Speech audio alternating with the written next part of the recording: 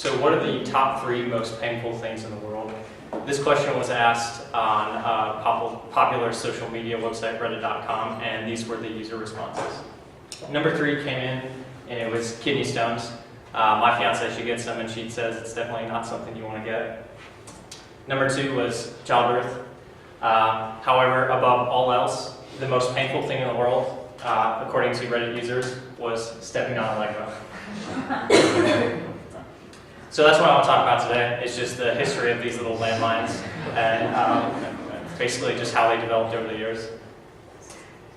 This includes their beginnings, some of the expansions that they made like into other countries, and then also some of the additions they made to their product lines. So it all started in 1932 with a guy by the name of Ole Kirk Christensen. He was a Dutch carpenter, and he made things like wooden toys and furnitures and stuff like that. And so he had an idea for a company, and he started selling the products that he was making. And in about 4 years, his company had gotten big enough where he felt like he needed to make it something official. And so what he did with him and his employees is he established a naming competition for the company. And he said that the winner, whoever would submit their ideas, the winner would win a bottle of his homemade wine. And so people submitted their ideas, and it came down to 2 ideas. One was actually that one that he submitted, and another was one by another top employee. And it ended up that he chose his own idea for a name, and he won his own little bottle of wine. And so the company became known as Lego, which is a conjunction of 2 Danish words, leg and goat, which means play well. Along this time, they also came up with a motto for their company, and it was a big, long Danish phrase. I'm not going to try to say it, but it basically meant, in Danish, only the best is the best. And that basically held true throughout Lego's history, just their dedication to quality. In 1942, a fire broke out in the Lego factory, and it almost destroyed the company. Because their products weren't actually like what we see as Legos today, the little plastic blocks. They were just the wooden toys and things like that. So the fire broke out, and as you can imagine, fire and wood don't really mix. So this nearly put them out of business. But they were actually able to scrape together a loan and kind of get back to where they were.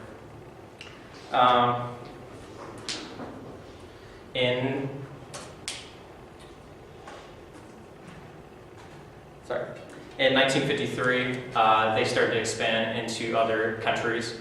This included Norway, which was the first country that they were started selling their products in. I'm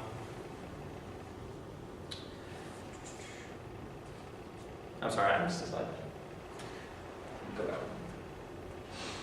So before they started expanding, they started implementing plastics into their products, and so they were kind of getting rid of the wood products, like the wood toys and things like that, and so they started using plastics. And this is actually where the original Lego kind of came to be. What they obtained was a patent for a similar toy in Britain called Kitty Craft. And you can see actually a picture of it right here. It's just like a regular Lego with the square with the little holes on top where you can stick them on top of each other. And so they obtained a copy of that patent, and they redesigned it to look more like this. A lot of people think that Lego ripped off Kitty Craft just because how similar the product was, but they did actually change it enough where people think it was a fair thing to do. And now, as they look like today, they have obviously evolved from this, where they can have extra connections in the middle. Now they started expanding into some of the other countries, such as Norway and Germany, and eventually all of Europe.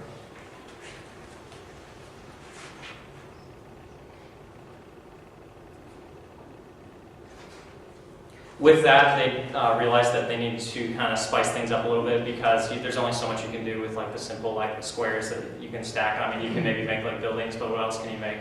So they introduced some new Legos that were basically wheels that you could attach to the standard block and stuff, and this kind of reinvented Lego was something that wasn't so like cut and dry. You can only like make buildings, but now you can make things like cars and planes and trains and things like that.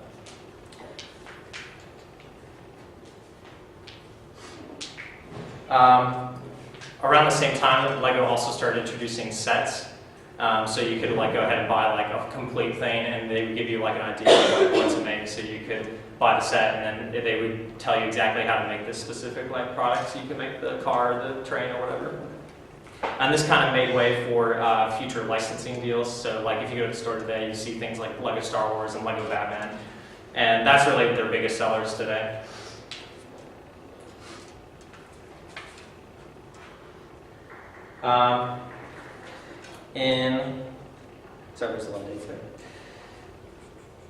In 1968, Lego realized that they needed to come up with almost like a theme park, because they started allowing people to come in and like take tours of their factories, and they just really couldn't meet the demand. People were coming from like overseas to like tour the Lego factory, and so they came up with an idea for a Lego themed park called Legoland. That's actually a picture of the original Legoland. You can see people up there kind of get an idea of like the scale. But as it is today, there's now 9 Legoland locations around the world. 3 of them are in the United States.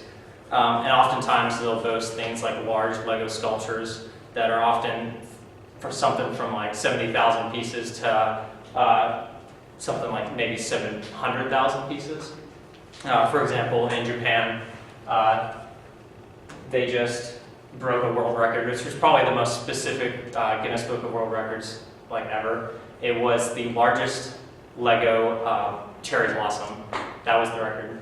Very specific. But this was a 700,000 piece sculpture that they made in AutoCAD and built layer by layer.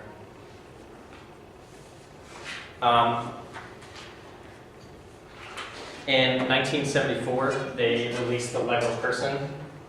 This differs a little bit from what the Lego minifigure is like today. Just a little like 2-inch like little guy that you would see. But these used like the regular standard blacks, and that was the original thing there.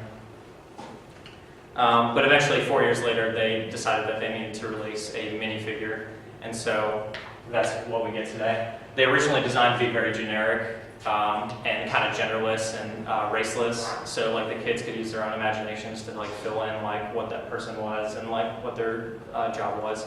But now they've kind of gotten a little more specific with it, so like you can actually get like the male and female like versions and stuff like that.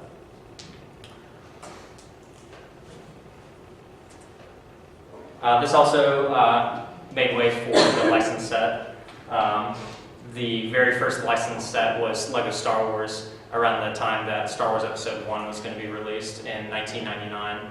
And ever since they released those, it's like been a massive success. Like Lego Star Wars specifically is their probably biggest seller. And just kind of closing, I want to talk about how they are in present day. Obviously, you know what like Legos are now. If you go in the store, it's like Lego Batman, Lego Star Wars, and stuff like that. But they've also started to move into more like the media sector. So, for example, they released the Lego Movie in 2014, and that was like a massive success. The movie made $460 million worldwide, and so I think since then they made 2 more movies, so Lego Batman and Lego Ninjago. And so I can definitely see them having plans to like release more than that. As for their success, Lego has been named the world's most powerful brand. They actually beat out Google, Nike, Ferrari, Visa, and Disney. This is based off a Brand Finance's Brand Strength Index, which is based off things like employee happiness and production and consumer happiness and things like that. And so they'll get a score, and they actually have been the world's most powerful brand since 2016. In conclusion, I just want to close with Lego's motto, and that is only the best of the best, and I hope that you can see from their history that really they are the best.